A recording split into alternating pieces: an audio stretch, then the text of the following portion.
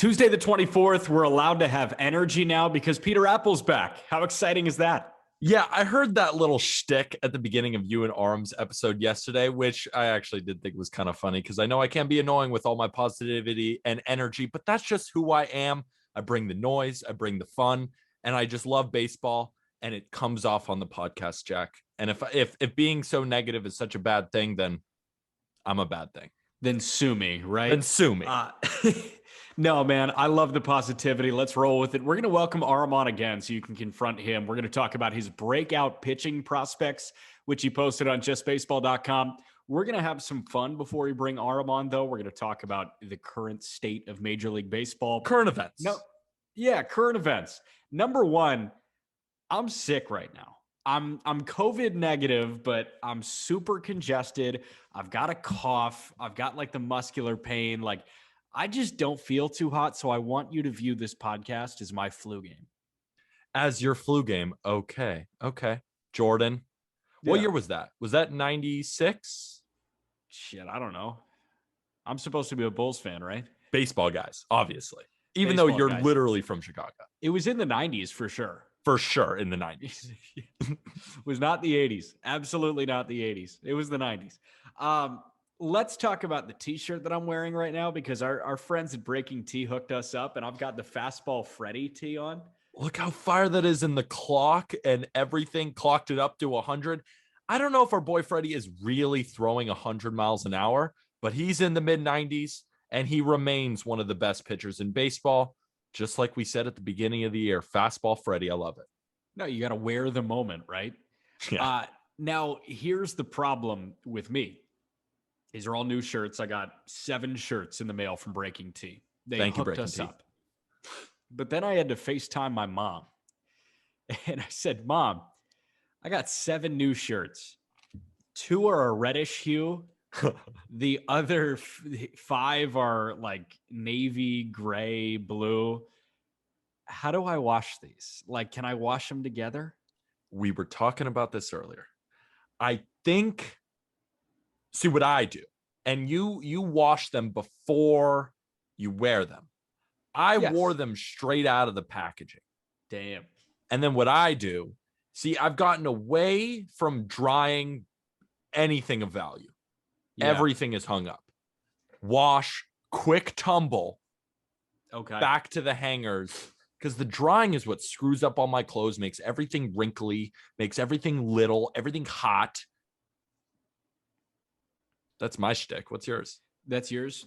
So my thing is, and like I've done my own laundry for years now, but weird flex, I know. But my thing is like, I would only ever get one new piece of clothing at a time. I've never gotten multiple new pieces of clothing that I needed to wash at the same time. But this go around, I was like, listen, I got to pay for laundry in my apartment. Like, I'm not washing them all with a one-off. That's not how that works. If I was at home or if I had a washer and dryer unit included in my apartment for no fee, like, yeah, I would totally take the time and watch each separately. But that's not my vibe now. I'm operating on a budget. It's not my vibe now.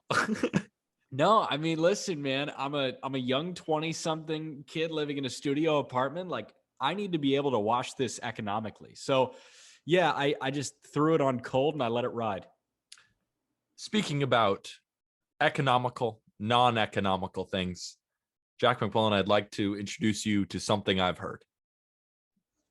All right, I just sneezed. I muted myself. Flu game. More energy will fall on the world's deserts in 6 hours than the whole world will consume in a year. What does that mean? Listen to this. Our story begins in North Africa, focusing on the Sahara Desert. Did you know that the Sahara gets the most sun on Earth, as it's along the Tropic of Cancer, which is the hottest zone in the world? And my information is all from real life lore on YouTube. Okay, I was going to say, like, it sounds like you're reading something. You have to credit what you're reading if you're going to read. No, well, it's. I wrote these notes down. I wrote that intro because I think it's very nice. You know, it's very clean, but now we mess it up. But it is from real life lore on YouTube, so I'm not plagiarizing. This is what he gave me. Not in his exact words, but basically. The Sahara is bigger than you think. It spans across 10 countries and 3 time zones and is about the size of China. So why am I telling you all this? What's the plan? Let's build solar farms in the Sahara so humans can rely on renewable solar energy from the sun rather than elsewhere. So listen to this. If we built a solar farm the size of New Mexico, we could power the entire world and then some. We would need a lot of solar panels. We need about 51.4 billion of them. And each costs about $1,000 to build and implement and put into place. So that's about $51 trillion, which is about 60% of the entire world's GDP. But it's only about $200 to $450 to put in your house. So I'd advise it to put on your own home.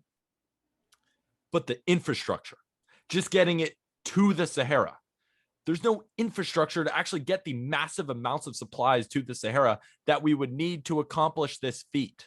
So why am I even bringing this up? Because they're actually doing it right now. They're not exactly building it into the middle of the Sahara because it's so hard to get to the middle of the Sahara, but they're building along the outskirts of the desert, so that we can try and get from using electricity into renewable solar energy. What are your thoughts on the plan? Dude, what the fuck did you just say? There was a lot of information in there. Basically, there was a lot of information. We're building solar farms in the middle of the Sahara where it gets all of the sun, and it's great because there's no people there, so you don't really have to displace anybody or relocate anyone. It's just about getting it in the middle of this desert that sees way more sun than any part else on the planet.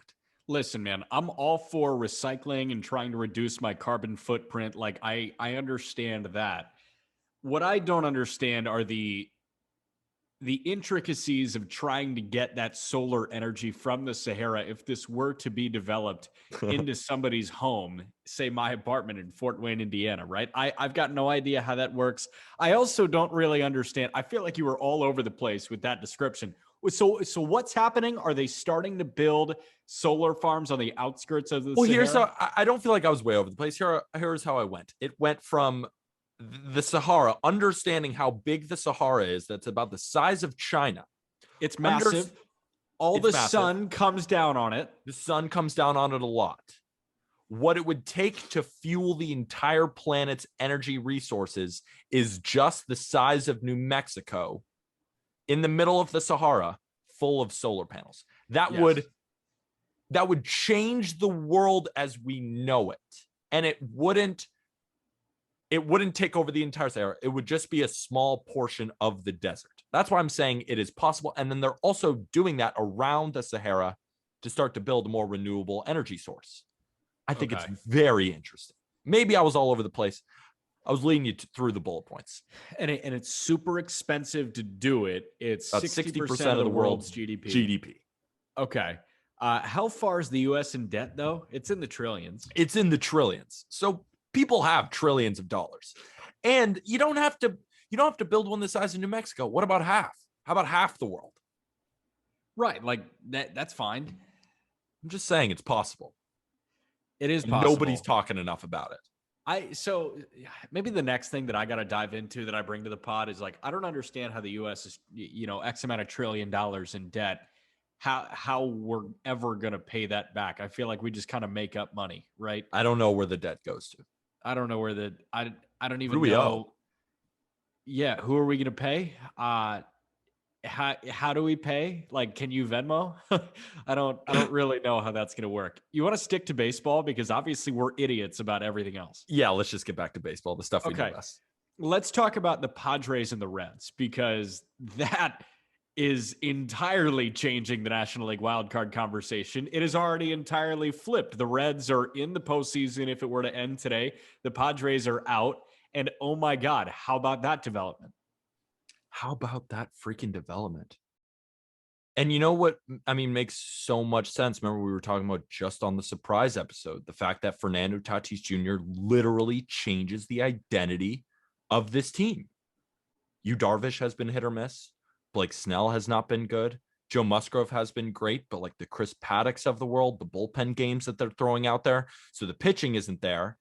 And then the offense, if you don't have Fernando Tatis Jr. and you have a huge hole in your lineup in Eric Hosmer, it's just not that great of a team. It's not as good of a team as we really thought it would be. Dude, Craig Stammen and Jake Arrieta are in the rotation right now. Yeah, like that's not playoff teams. That's basically the Cubs like a couple weeks ago. Yeah, that's the Cubs last week. Yeah. Here's my thing about the Padres. And unfortunately, they just fired Larry Rothschild, who is one of my favorite people in baseball. Like I met him. Think that he was fantastic when he was working at the Yankees pitching coach. He was so nice. I met him. He was just such a lovely guy.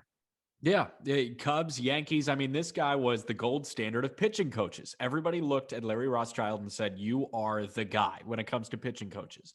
And now pitching has changed. And I don't know how much of this is totally his fault, but you got to wear it. If you're the pitching coach and your pitching staff sucks, you have a little bit of the onus fall on you. It's not his fault that he's got to have Craig Stammen and Jake Arrieta in the starting rotation that he oversees, but I kind of put it on him that Blake Snell has sucked. I kind of put it on him when they really don't have anybody that can stay healthy. It's tough. Why isn't he on the Yankees anymore? Yeah. For a reason, right? I mean, the Yankees pitching rotation with him, bad. Like that was some of the worst years of pitching. That's why I feel like we got Garrett Cole, was because we never had an ace at the top of the rotation who could at least be the closest to a guaranteed win as possible. We just never had that. It was like Luis Severino, it was Masahiro Tanaka. You know, we just never really had it. And like, maybe was that a result of Larry Rothschild? I don't know. Right. And Larry might not have been the guy who can develop one. I mean, think about the Padres. They brought Yu Darvish in, a fully formed Yu Darvish in his early to mid-30s. Then you got to give him credit on Musgrove. Right. How much do you attribute Larry Rothschild to the growth of Joe Musgrove this year? I have no idea. That's the thing.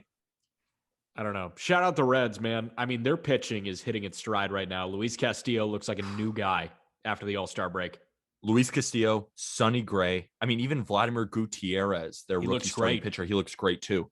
Like they have some dudes. And they also, this doesn't really matter for the playoff hunt, but Nick Lodolo and Hunter Green are coming soon as well. And they're legit pitchers. The Reds are actually set up very nicely. If Winker and Castellanos can keep firing on all cylinders, Jonathan India continues this. Nick Senzel is a name that we haven't heard in a while, I guess he's back in the minors. But I'm saying present and future, the Reds actually are set up for a pretty good 4 to 5 year window. And I think this is year one. And if they can make the playoffs and make some noise, I wonder if any free agents ever want to go to Cincinnati this offseason. I mean, they need a shortstop. They need a shortstop. And yeah, like 50-year free agents, Corey Seager, Trevor Story, Carlos Correa. Hold on. Because you saw Jose Barrero at the Futures game. Do they need a shortstop? Jose Barrero. They might not need a shortstop. He's pretty good, but he's been playing a lot of second base and third base for him too, because Kyle Farmer's obviously been filling in at shortstop. You're right. Maybe do they need a shortstop? Because I really did like what I saw from Jose Barrero. He has smooth hands and he has real power and he has good bat to ball skills. I like him. But you see Carlos Correa out there. You see Trevor Story out there. You see Corey Seager out there. Do you say, okay, Jose Barrero is good, but holy shit, we got a chance to really plug a right-handed bat in right in the middle of Winker, Votto, and then you have Castellanos. Yeah, I'm just going to roll with Barrero because I don't think many free agents want to go to Cincinnati. I like Cincinnati as a place. I'm a big fan of Cincinnati, and one of my shirts is an India shirt. Great American ballpark. Yeah, great American ballpark, great hitters park. You want to pump your stats up without going to the shitstorm that is the Colorado Rockies organization, you should go to Great American Ballpark and you can put those offensive numbers up. Having said that, I don't think you can convince a lot of people that are going to make $150 million to go to Cincinnati, Ohio. I don't know if you can convince the Reds front office to spend $150 million on a guy. Having said that, get your young guys up, let them learn from Winker, from Castellanos, and from Joey Hall of Fame Votto. I bet it's been awesome for India just to be able to pick their brains all year. But moving on to some teams that are pretty hot right now, Jack. I'll get to my Yankees in a second, who are on a freaking heater. But you know who have been really good? The freaking Braves are 17-4 since the trade deadline. And I want to talk about something with the Braves because they might be able to do something this year that we've never seen before. They're on track to have one of the greatest power infields of all time. Austin Riley, the third baseman, is at 27 home runs. Dansby Swanson is at 24 home runs. Freddie Freeman at 27. Ozzie Albies at 22 home runs. They could be the first infield ever that all four of them hit 30 plus home runs. I feel that with the Ronald Acuna injury happening, Mike Soroka going down, the Braves, and I've slept on them myself. But when you look at this team, they have a high-powered offense. They have Huascar Ynoa back. Charlie Morton is still good. Max Fried is looking good. The bullpen, adding Richard Rodriguez. They are becoming a real contender under our eyes. And honestly, I've been sleeping. Yeah, I've been sleeping too ever since the injuries. Yeah. I've been sleeping. And They I got thought Jock Acuna Peterson, was and the I kiss of thought, death. you know what? Right. Exactly. And I saw Acuna go down and I said, okay, this isn't the Braves year, much like the Cardinals, right? The Cardinals dealt with so many injuries at the beginning of the year. You were just like, let's shelve 2021 and look forward to 2022. With Atlanta, I thought that was the case too. Oh, Soroka's pushed back another year. That sucks. You're already behind the eight ball in what we thought was going to be a super competitive NL East. That's not the case. Acuna goes down. Okay, fully shelve this. You don't have your superstar. And then Austin Riley is putting together the year that he's putting together. Freddie Freeman got over his cold stretch. I know that we have some listeners that do really like Austin Riley and think that he should get MVP consideration. People love him. Austin Riley will not get MVP consideration. I hope he finishes top 10 in the voting because Austin Riley has been one of the 10 most impactful players in the National League. I can promise you that. No way. You think Austin Riley finishes top 10? I think so. Look at the numbers that he's putting up. I mean, 3 Reds are going to finish above him. Yeah, but who finishes above Freddie's him? going to finish above him. Trey Turner's going to fit. All right, let me do this. Winker, Votto, Castellanos, 3. Okay. Trey Turner. Yeah. Max Muncy. Yeah. Fernando. Yeah. Bryce Harper. That's 7. That's 7. Woodruff. Freddie. Did I say him already? No. Freddie Freeman is 8. Freeman is 8. Let's throw our Brewers pitcher in there. Woodruff. Burns. And Woodruff. Or Freddie. I think Austin Riley finishes above some of these guys. And then does Walker Buehler finish above Austin Riley? I don't think so. I think Austin Riley finishes top 10 in NL MVP voting. That's a take. I'm willing to ride it. I'll ride it with you. I don't know. I think it'll be fringe, but I think you got a point there. Let's bet on it. We'll think of a good way to kind of wager this, and we'll report back. Let's talk about the Orioles real quick, and then we can get to our two sides, the Yankees and the White Sox. Okay. Like the Orioles are in full-blown destruction mode.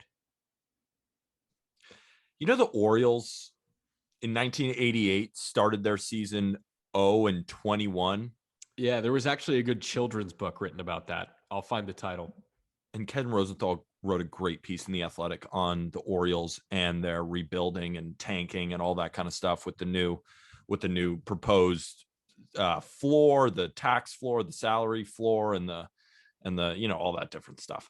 But the 1988 Orioles started their season 0-21, but this Baltimore Orioles team has lost 18 in a row with a run differential. Jack, listen to this. A run differential of -102.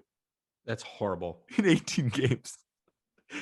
Compared to -85 back in 1988.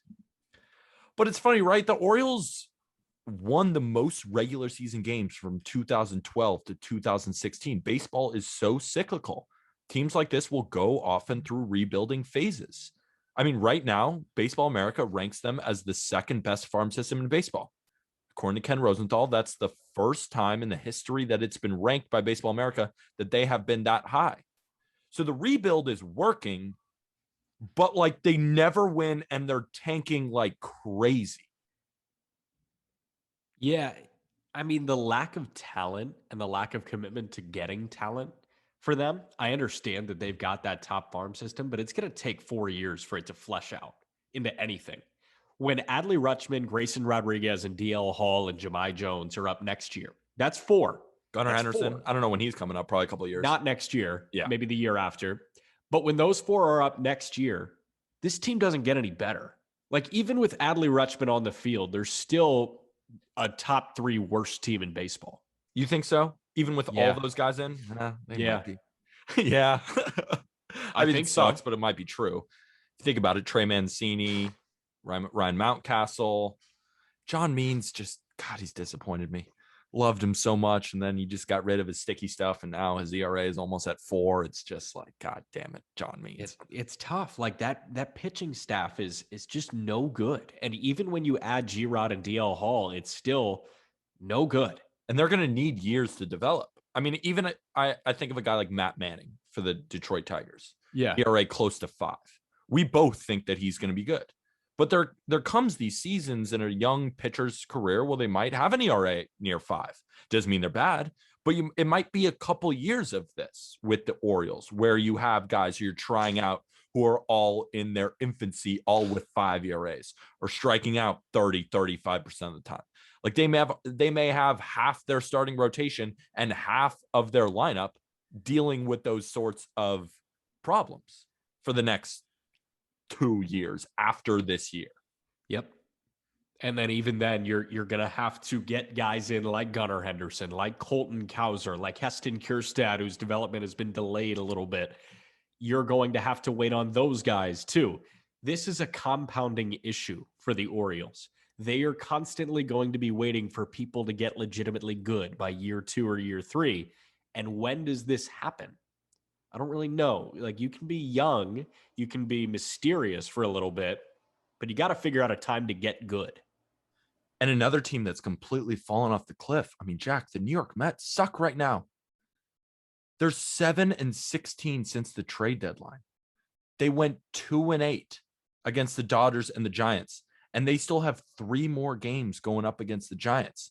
They get a nice series against the Nationals after that, but they're just falling deeper and deeper into a hole. As we're recording right now, they're 61-63. Oh no, New York Mets. Oh no. Listen, last Monday, Aram and I shit on Steve Cohen. Fair. It's fair. Especially after that last tweet about guys being unprofessional hitters. It's fair. That was so stupid.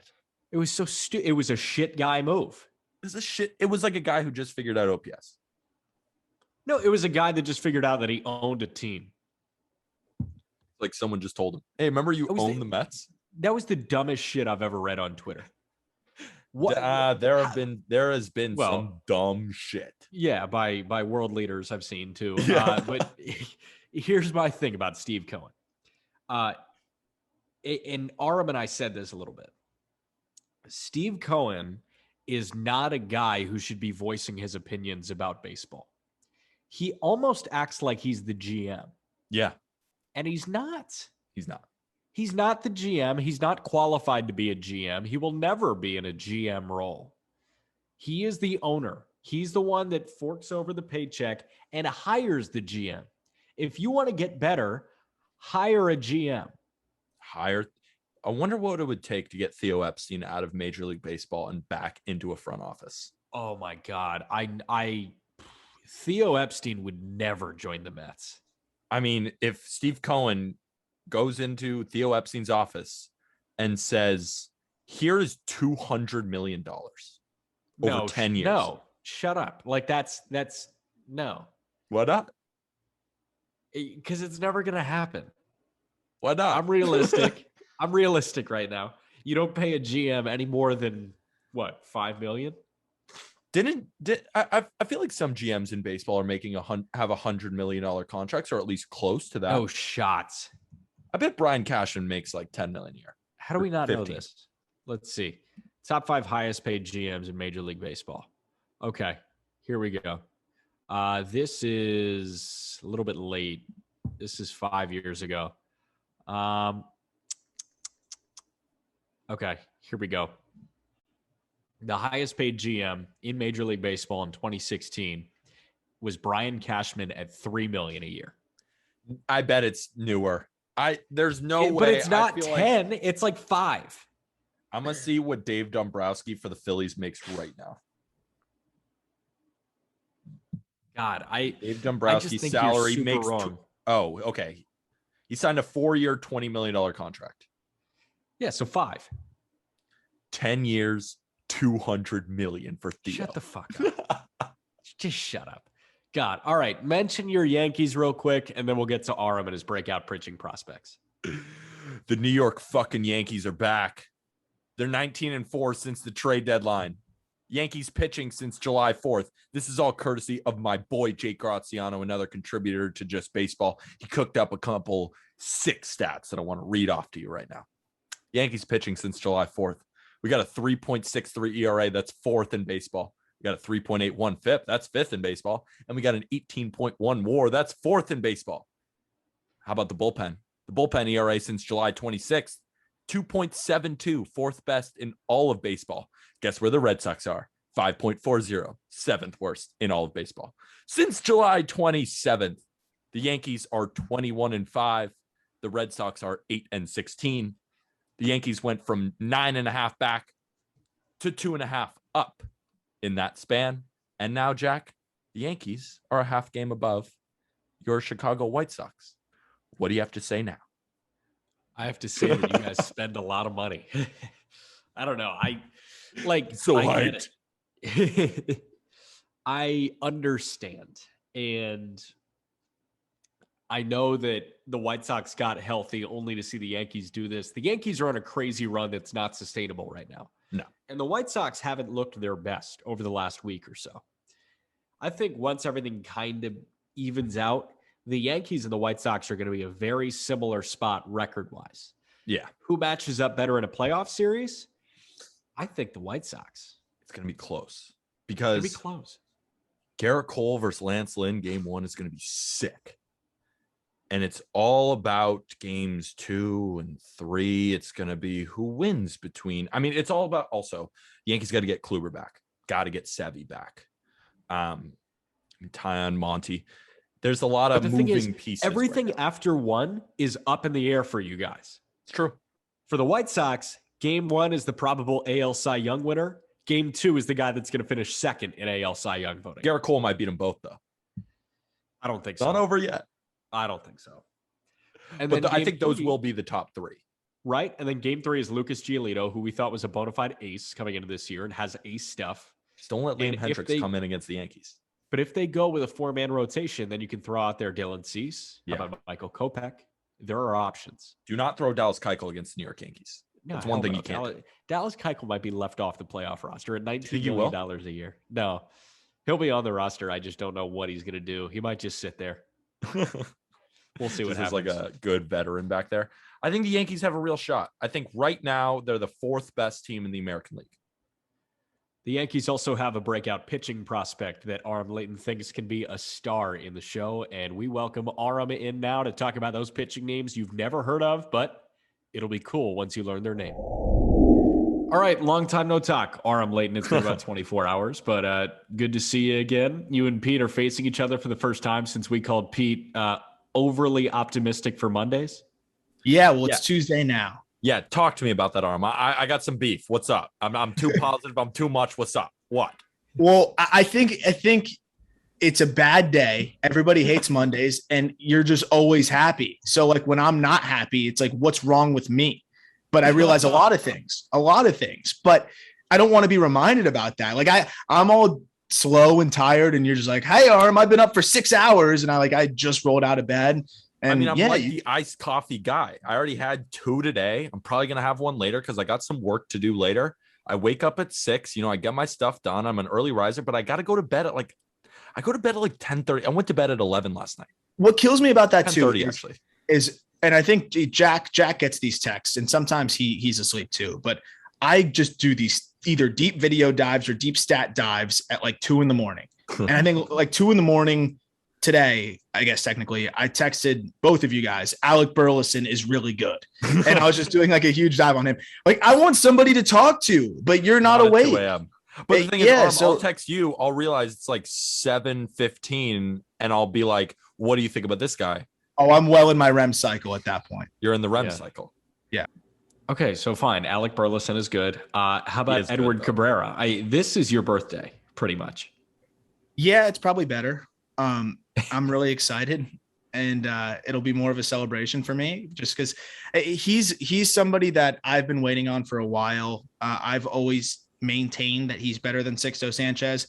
As we were talking about off the air, it took MLB The Show making an overpowered card of his for people to realize how good he is, which is fine. I love it, actually. It's the Marlins effect. We were just talking about it. The TikTok Lives, the number one question of today is, how happy is Aram that Edward Cabrera got called up the greatest MLB The Show pitcher of all time? And seriously, when you play the game, he might be.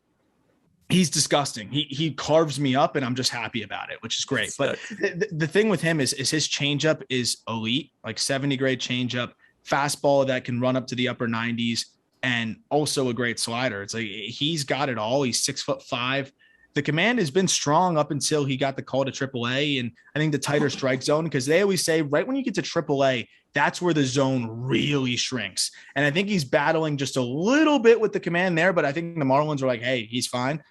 They called him up, and I'm excited to see what he's going to do. I think he's going to do really well. It's funny, too. He makes his debut on Wednesday against the Nationals, and that's who Sixto Sanchez made his debut against. But how'd that go? Again, I do think that Edward is going to be better than Sixto, health or not health related. I just want to be on record saying that. Yeah, that's fair. That Nationals offense right now also sucks. So that might be good. That's a different Nationals offense than the one that Sixto Sanchez saw in his debut. Josh Bell is the second best hitter in that lineup.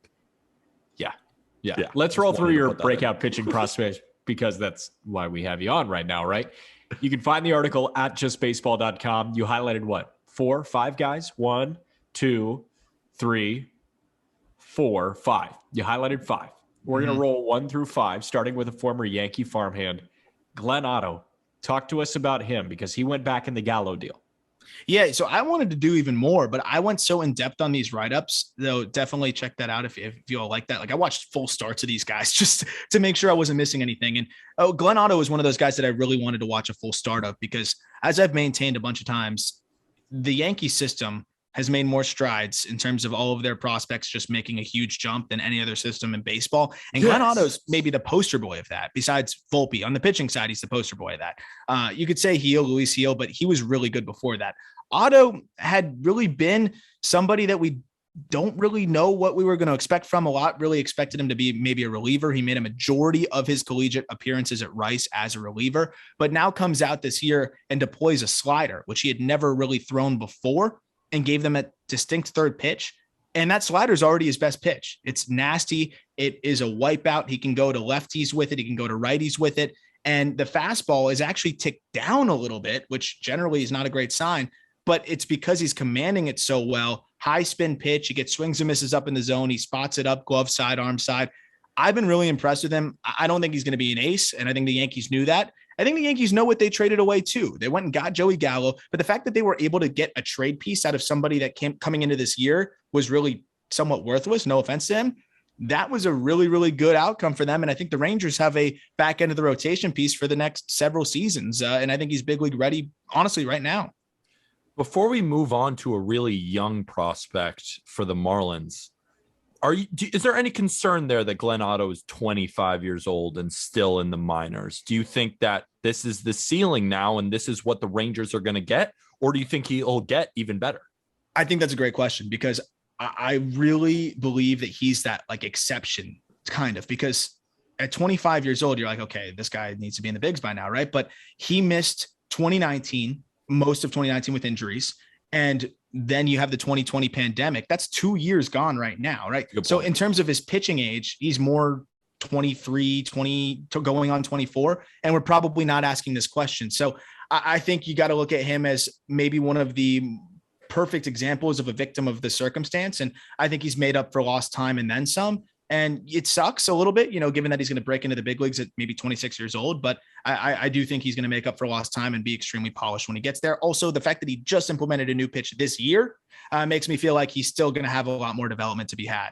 Let's talk about an 18-year-old Eri Perez in the Marlins system. this guy is in high A as an 18-year-old pitcher, previous youngest pitcher in high A, to my understanding, was 20 years old. So he's 18 and he's kind of shoving with Beloit. And he's 6'8". He can play power forward. He's crazy. When I saw him, I went to a ball game and got to see him pitch. And when I saw him just the game before, I didn't get to see him pitch. And he was just walking around like on foul ball duty. He looked like he was on stilts. It was crazy. But the crazy thing about it too is that he is so long at 6'8", long arms, long legs, yet he repeats his mechanics really well. And if you look at his side by side, his mechanics to Adam Wainwright's, they're actually very similar. But the crazy thing about Yuri Perez is that he runs it up to 98 with no effort, shows a good feel for the curveball, and is even mixed in a changeup. I was able to get access, which is really hard in the minors, so I was glad I was able to get access to this. But his fastball is up to around 2650 RPMs, which is well above average in terms of spin rate. So he's getting crazy spin on a fastball that he's releasing maybe 4 feet closer to home plate than the average person, repeats mechanics really well, a curveball that he's releasing basically 10 feet high that goes straight down. It's a downward curveball. There's a reason why Adam Wainwright's curveball is one of the best pitches in the modern era. I'm not saying Yuri Perez is going to have an Adam Wainwright curveball, but his curveball is damn good. And I think it's a similar reason because of where they're releasing it from as a 12-6 downer, mixing in the changeup as well. I think this kid can be a stud. He's 18 years old and he's 6'8". That's like he was created in some like game where you're just messing around to see how tall you can make a dude and how young you can make a guy. Like it's pushing all the boundaries of what you can do. And he's doing great. Right. So if he's 6'8" and he's got good repeatable mechanics and he throws 98 miles an hour, the sky's the limit for him. If you say that he already has a decent curveball and he's working on a decent changeup, he's 18. This guy is like better than any situation that Tyler Glasnow has ever been in. That's what I'm saying too, is of course the breaking ball is not where Glasnow was, but he's also 18, right? So he's got 2 years to learn a really good breaking ball, and it's already good. Like he gets swings and misses. I've seen him throw it against some older competition, and I'm really eager to see how it works against, high A hitters, because he throws the fastball roughly 55% of the time. So can he get away with using it that much in high A? I still think he can, because he locates it and it's so explosive. But as he continues to develop the breaking ball, this guy could be a problem. Of course, you look at Fangraphs or whoever, and they're like, oh yeah, he's got a chance to be a number 3 starter. He's got a chance to be whatever the hell he wants to be. I mean, I understand there's a lot of variance there. He could easily be a reliever. He could hit a wall in terms of throwing strikes. But how could we put a ceiling on a dude that legitimately his head goes through the ceiling? How about another deep cut dude? I'm reading here, this guy, this 22-year-old for the Red Sox, is not only striking out 13 per 9 innings, but he was signed for just $28,000 out of the Dominican Republic. Who the hell is this 22-year-old pitching for the Red Sox? Yeah, Brian Bello, $28K, which is crazy, right? That's a steal. 2017. And he came out this year. And this is another one where I have a little bit of like a gripe with the scouting community, which I'll get to in a second. But with Bello, just comes out throwing gas this year, up to 98. He's 6'1", like 160. He's kind of a beanpole. But the slider, I just watched his start yesterday or 2 days ago. It was disgusting. Late sharp break. He was backlegging lefties, which to me, I mean, we talk about this, right? If you're backlegging lefties as a righty with a slider, it's nasty. Like that's a late breaking pitch. Obviously, that's going to work against righties too. And then the changeup was supposed to be his best out pitch. I think that slider's catching up to it. He's got 3 viable pitches. And my gripe is that the fastball is up to 98. He sits more 93, 95. And you have a lot of evaluators saying, I don't like the characteristics of the fastball. You can go to anywhere, Fangraphs, Baseball America, everybody. They say, we don't like the characteristics of the fastball, which I'm assuming means it's flat and it doesn't have a ton of spin. Sure, that is something that is worth noting. But he is continuing to carve up hitters in high A and double A. You mentioned the 13 Ks per 9. He's doing that in double A now too. So at what point are we going to say, maybe it doesn't need to have the fastball characteristics that you generally attribute a successful fastball to? Like until I go up to the plate and split the gap on his fastball, I don't think I have a leg to stand on to say, oh, that fastball is not going to play, when the numbers speak for themselves and the swings and misses speak for themselves. So it is something to watch, the fact that the fastball doesn't profile like your typical 98 mile an hour fastball. But I think the fact that his changeup and his slider are both pitches that allow the fastball to play up more, given that out of his hand, you could really guess that it could be any of the three. I think that that's going to allow him to have success with that heater. He's been one of the probably biggest come out of nowhere guys in the entire minor leagues, and the Red Sox needed him. I think he's the best pitching prospect in the Sox system at this point. That's crazy. Isn't it funny that it's not a typical 98 mile an hour fastball, and that might be not the best fastball at 98? So stupid. 98, but if it doesn't have the spin or the vertical, whatever, like all those things. 98. Give him a break. Yeah, and he's 22. Like, I don't care. That's like Gratterall's 101, right? Oh, it doesn't play. Fastball. It doesn't play. That one blows my mind, honestly. Why does Gratterall ever get hit? How is that possible? Class A doesn't get hit, but actually, how does anyone hit the 101 mile an hour cutter? How has anyone ever in the history of the world touched it? Yeah, seriously. Same with Trinan. I look at Trinan, I'm like, who hits that? It's wiffle ball. Yet people do. I've seen Xavion Curry in person twice this year, and I freaking love Xavion Curry. You do too. Curry is on the shorter side, but he is so strong. He's so sturdy. He's got a fastball that's up to 95, 96. He's got some insane breaking pitches, and he's a gamer. I mean, he commands. He gets out of jams. I'm a big fan, and I think the Indians found their newest rotation piece out of nowhere. 100%. And, we talked about it on the podcast, Jack and I, where Tristan McKenzie, somebody that's really developed, and the Indians develop arms as well as anybody does. And what they like is the pitchability, and they help you unlock your stuff. That's always been their mold. Xavion Curry, pitchability, help him unlock his stuff. What I like about Curry too is he's a guy that was a two-way player coming out of college, Georgia Tech, or going into college, excuse me. He played a little bit of shortstop early on, and they end up moving him full-time to pitcher. I actually faced him in summer ball. He played for the East Cobb Astros with Will Banfield and Braxton Garrett and Will Benson and all those guys. And when I played them, Curry was a shortstop. He didn't pitch, and he hardly pitched in that entire tournament. So he was somebody that really got more acclimated to pitching in the collegiate levels. And that type of athleticism, we talk about Josiah Gray, other converted shortstops, of course, DeGrom, but guys that have that athleticism, I think that compensates for the lack of height, where you're able to repeat your mechanics. You're able to get more explosiveness, more torque from your lower half because you're a shortstop and have that athleticism and that flexibility. Curry's that exact guy. Jack, how about that curveball though? I don't know if it's developed more since you've seen it, but I watched his last start, and that it's a slow 12-6er, but oh my goodness, it looks like it pauses in midair. It's disgusting. So it's that slow. Working up. Yeah. It's slow, but it's got bite, right? Late bite. It's sharp. It's vertical. I have a video of it in the article. It's crazy. You pair that with a high spin fastball. Talk about tunneling. I know Peter loves tunneling. He loves to tell me he tunnels me in the show. I do. And yeah. But think like high spin fastball, right? And then 12-6 straight curveball. Like that's disgusting. So those two pitches for him have been great. And then Jack can really, attest to the intangibles that he's a competitor on the mound. He's fiery. He attacks hitters. He's punched out 104 against 12 walks. I mean, this is a guy that has fantastic command. And I think Josiah Gray is a similar profile of a shortstop that went full-time pitcher, not the biggest guy in the world, but great pitchability, and the stuff continues to develop. It's not a bad comp there. I think they have very similar stories there, although Josiah was even later in terms of jumping on to the pitching bandwagon. But I'm a big fan of his, and the changeup is even a viable third pitch as well.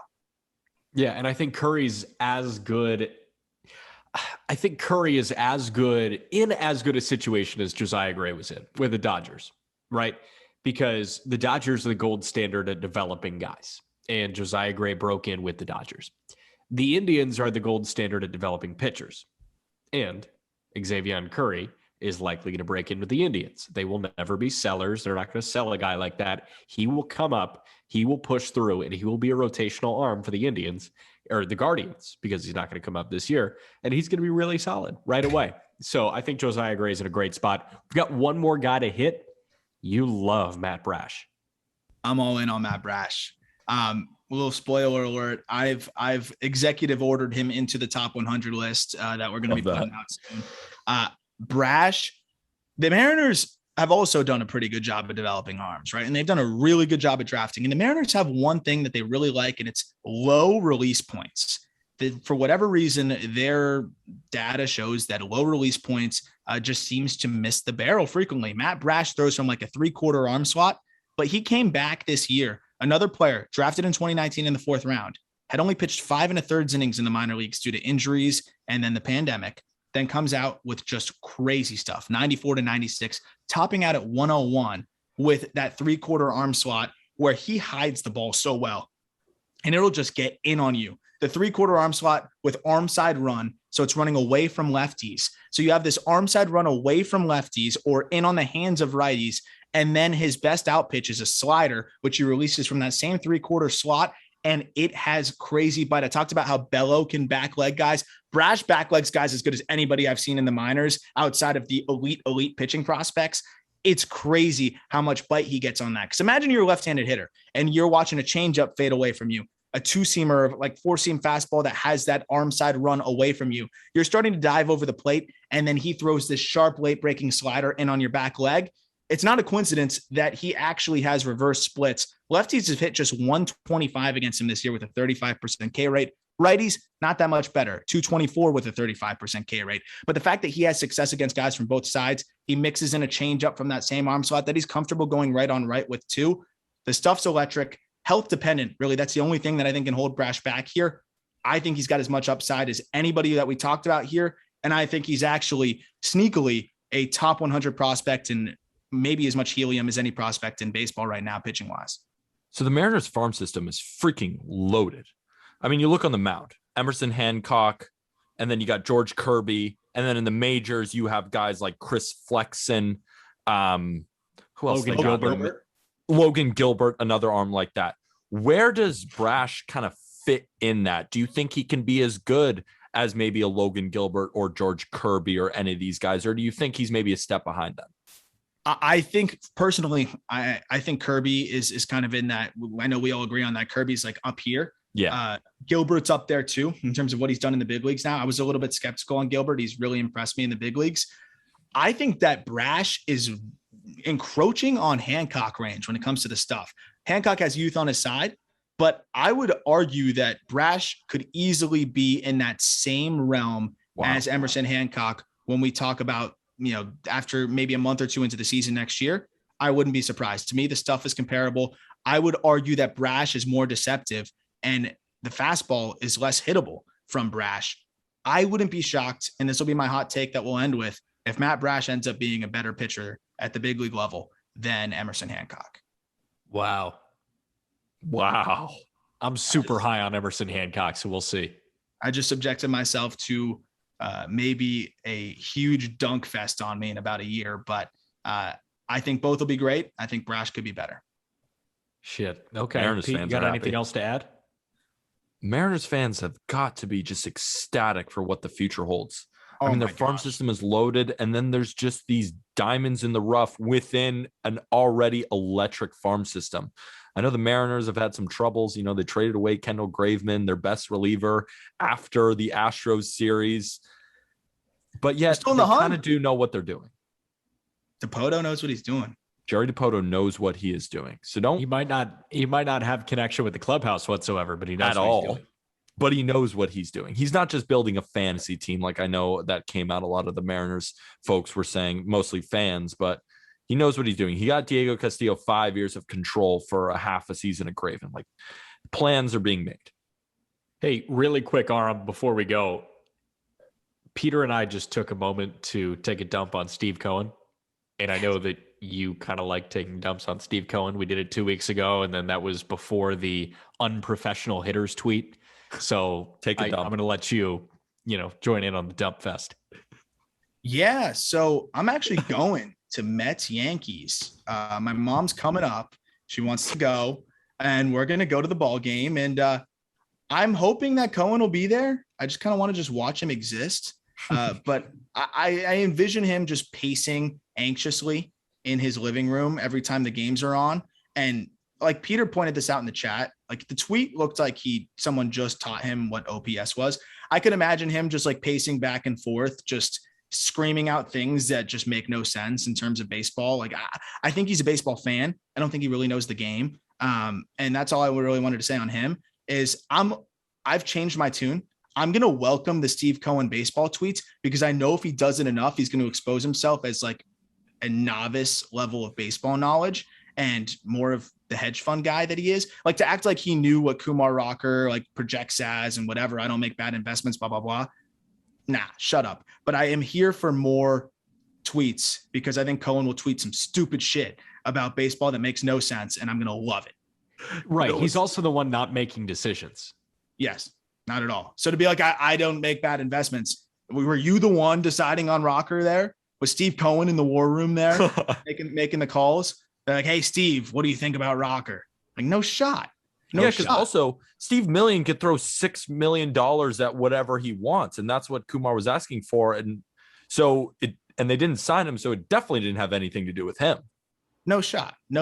And that's the funny thing about it. And what I will wrap up with here on Steve Cohen is that I know the players hate it. There's no disputing that the players hate it. And it's probably the worst thing that he could have done going down the stretch here as they continue to free fall. And the Mets, man, they can't get out of their own way. Steve Cohen needs to decide if he's a fan or if he's an owner, but I'm happy to watch him struggle to be both and watch the Mets struggle. All right, Aram. Appreciate you, man. Appreciate you more. What? Good conversation with Aram. Right before we got to the interview, you were just spitting out stats from our guy, Jake Graziano, about the Yankees. And while we were recording our conversation with Aram, Jake was texting you even more stats. So just let him rip, man. He just loaded my phone. Let him rip. All right. Yeah. Since August 1st, and thank you, Jake Graziano, the Yankees have a record of 17-4. The Red Sox are 7-12. The Yankees have gained 9 games on them in 21 days. In that time, the Yankees ERA is 2.82, which is second in all of baseball, while the Red Sox at 4.88 ranks 24th. How about starters? The Yankees ERA is 6th in baseball since August 1st at 3.22, while the Red Sox sit middle of the pack at 16th at 4.30. The bullpen ERA.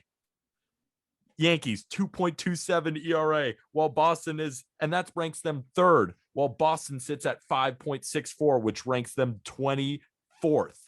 The Yankees currently have the 6th best record in baseball. 7 weeks ago today, they had the 9th best record in the American League. They've gone 30-11 since that date, July 5th. I will keep going. That 30-11 mark since July 5th is the best record in baseball over that stretch. The Rays are the only American League team within 6 games of them over the last 7 weeks. The Red Sox are 16-23 since then, 13 games worse than the New York Yankees. Thank you, Jake Graziano, for that. God. All right. You ever seen Old School? Yes. Okay. I feel like James Carville right now. I have no response. That was perfect. You have no response. Sorry. Just the Yankees are a rocket ship to Mars, while the Red Sox are not. All right. That's at Peter Apple 23. I'm at Jack_McMullen11. We are at Just Baseball Fans on TikTok and Instagram. We're at Just BB Media on Twitter. I'm going to take a nap and try and get this weird non-COVID bug out of my system. And while Jack is taking a nap, if you could please rate us 5 stars on Apple. It's the best way to support a podcast. We greatly appreciate it. And thank you guys so much for listening. And we'll be back on Friday with a very cool interview in the trading cards vertical. Yeah, that'll be interesting. John Frankel from HBO Real Sports. Thank you, everybody. Thank you, everybody.